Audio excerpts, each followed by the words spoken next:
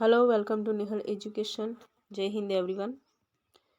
तो आज के जनरल नॉलेज के क्वेश्चन में आप सभी का स्वागत है। पहला सवाल है हमारा, पंचायती राज को सुदृढ़ करने हेतु भारतीय संविधान में कौन सा संशोधन किया गया? ऑप्शन ए 42वां संशोधन, ऑप्शन बी 44वां संशोधन, ऑप्शन सी 73वां संशोधन, ऑप्शन डी 86वां संशोधन। तो यहाँ पे हमारा सही आंसर बन जाएगा ऑप्शन सी 73वां संशोधन। अगला सवाल है, ग्राम पंचायत का सदस्य बनने के लिए न्यूनतम आयु सीमा क्या होनी चाहिए? ऑप्शन ए 18 वर्ष, ऑप्शन बी 25 वर्ष, ऑप्शन सी 21 वर्ष, ऑप्शन डी 30 वर्ष। तो यहाँ पे इस सवाल का हमारा करेक्ट आंसर बन जाएगा ऑप्शन सी 21 वर्ष। अगला सवाल देखते हैं, वर्ष 1959 में पंचायती राज को किन राज्यों ने सबसे पहले लागू किया? ऑप्शन ए राजस्थान और आंध्र प्रदेश, ऑप्शन बी आंध्र प्रदेश और गुजरात, ऑप्शन सी राजस्थान और बिहार, ऑप्शन डी तमिलनाडु और केरल। तो यहाँ पे करेक्ट आंसर बनता है हमारा ऑप्शन ए राजस्थान और आंध्र प्रदेश। 73वां भारतीय संविधान संशोधन किससे संबंधित है?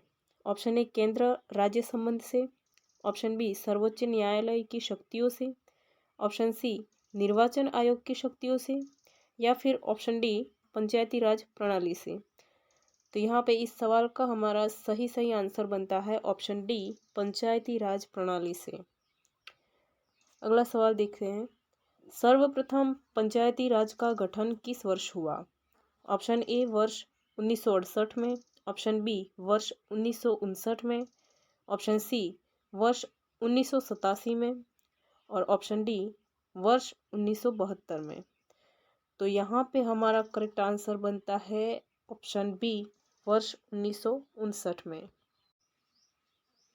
राजस्थान में पंचायती राज कब लागू किया गया? ऑप्शन ए 1 नवंबर 1959, ऑप्शन बी 2 अक्टूबर 1959, ऑप्शन सी 21 नवंबर 1959 और ऑप्शन डी 20 जून 1959।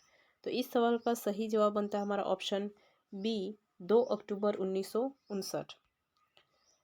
आगे का सवाल देखते हैं, आंध्र प्रदेश में पंचायती राज कब लागू किया गया? ऑप्शन ए 13 जनवरी 1959, ऑप्शन बी 19 जून 1959, ऑप्शन सी 1 नवंबर 1959, या फिर डी 2 अक्टूबर 1959। तो यहाँ पे हमारा सही आंसर बनता है ऑप्शन सी 1 नवंबर 1959।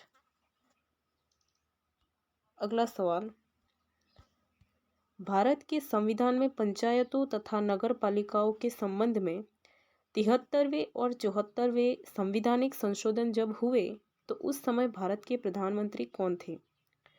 Option A Indira Gandhi, option B Rajiv Gandhi, option C PV Narasimha Rao और ऑप्शन डी वीपी सिंह।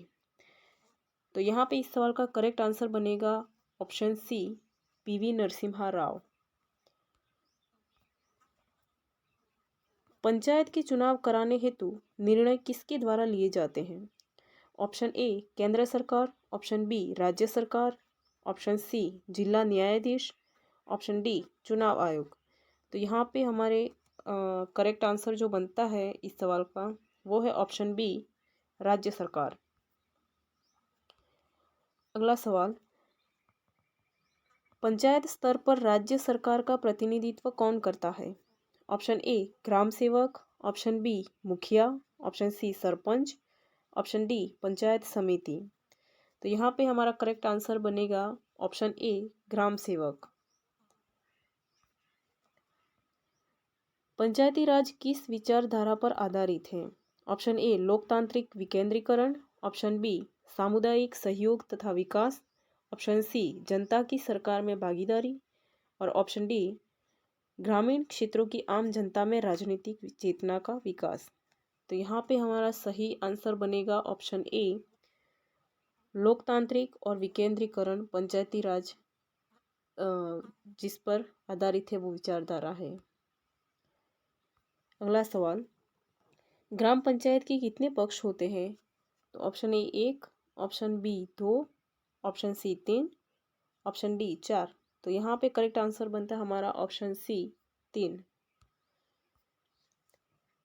लोकतंत्र और विकास के लिए पंचायती राज संस्थाओं के पुनः स्थापना के लिए राजीव गांधी द्वारा 1986 में गठित समिति का नाम क्या था? ऑप्शन ए अशोक मेहता समिति, ऑप्शन बी LM सिंघवी समिति, ऑप्शन सी GKV राव समिति, ऑप्शन डी बलवंत राय मेहता समिति। तो यहाँ पे हमारा करेक्ट आंसर बनता है वो है ऑप्शन बी LM सिंघवी समिति। अगला सवाल, पंचायती राज व्यवस्था में एक मध्यवर्ती स्तर है जिसे डैश के रूप में जाना जाता है। Option A gram panchayat, option B zila panchayat, option C sarpanch panchayat, option D panchayat समिति। तो यहाँ पे हमारा करेक्ट आंसर जो बनता है वो है ऑप्शन डी पंचायत समिति। भारत में किसके अंतर्गत पंचायती राज प्रणाली की व्यवस्था की गई है? ऑप्शन ए मौलिक अधिकार, ऑप्शन बी मौलिक कर्तव्य, ऑप्शन सी राज्य के नीति निदेशक सिद्धांत और ऑप्शन डी चुनाव आयोग अधिनियम। तो इस सवाल का सही आंसर बनता है हमारा ऑप्शन सी राज्य के नीति निदेशक सिद्धांत। वीडियो देखने के लिए बहुत बहुत शुक्रिया। Thank you so much. मिलते हैं फिर अगले वीडियो में।